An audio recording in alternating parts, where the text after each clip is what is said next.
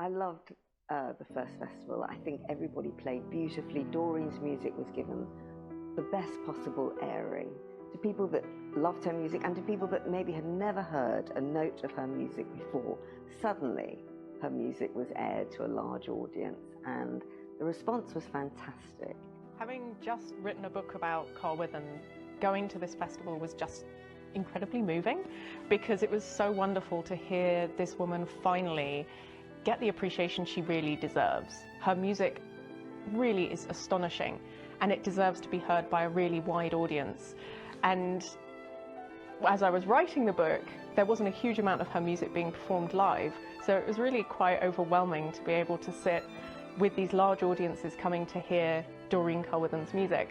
It also put me in contact with Doreen Carwithen's niece, which was incredible. So we were able to have a lot of conversations that really opened up Doreen and her world for me. So I think it was just, finally, I think, the kind of recognition that Doreen Carwithen really deserves.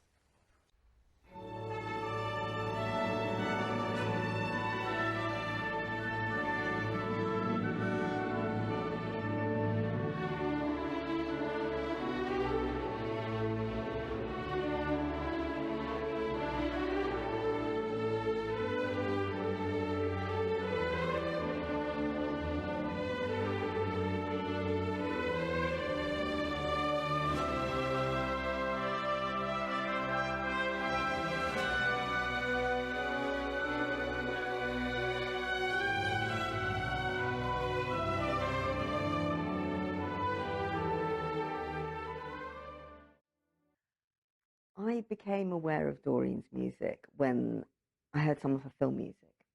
So there was Man Trap, Boys in Brown. There was the great sort of swashbuckling score of Men of Sherwood Forest. And I suddenly realised that all this music was fantastically melodic, gloriously orchestrated as well, really beautifully orchestrated.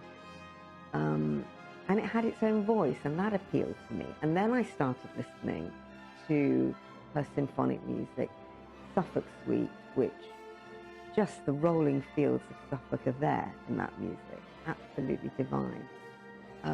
Bishop Rock, again, it's like a film score for a film that was never made. Bishop Rock feels like a film score. You can feel the waves, the surging sea, the calm after the storm, the wind, all that's there in that music. And that really appealed to me because whenever I write music, even if it's not for a film or for a television production, I'm thinking of pictures, I'm trying to draw pictures in my mind in order to be able to write the music and come up with something that feels fresh and melodic. And I think I completely got that from Doreen's music. That's what she's about. The amount of orchestral music performed by women worldwide is around 7%.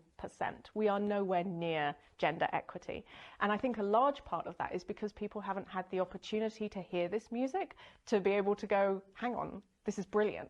And I think that's precisely what festivals like the Doreen Carwithen Festival do, is give the opportunity to find some new music that you maybe haven't heard before and fall in love with it.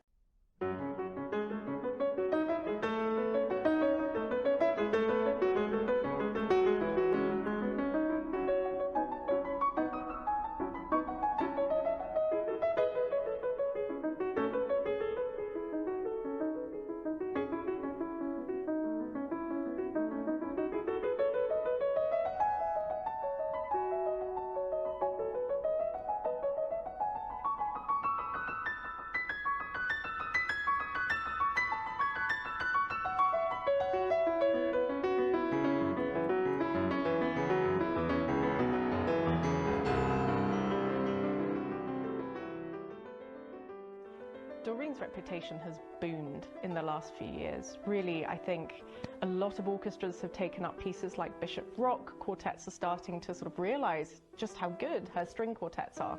And I think a huge amount of that is about the kind of increased exposure that she's got through things like the festival.